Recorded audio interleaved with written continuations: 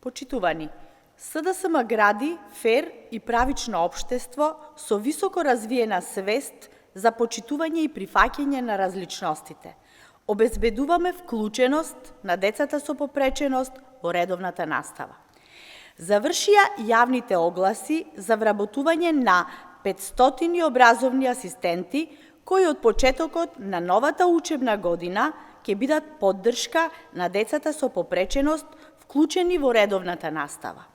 За таа цел се издвоени 59 милиони денари, со што за прв пат системски ги решаваме вработувањата на образовните асистенти.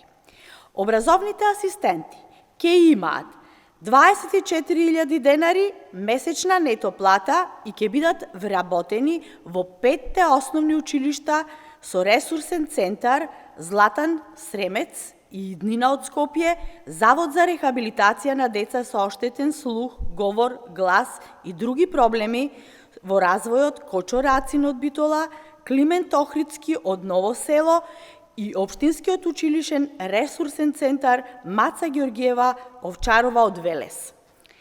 Учебниците, согласно новата концепција за основно образование, за прво и четврто одделение, ќе бидат адаптирани на потребите на учениците со попреченост, а развиен е и аудиочитач кој ќе може да ги чита наставните материјали на македонски и на албански јазик.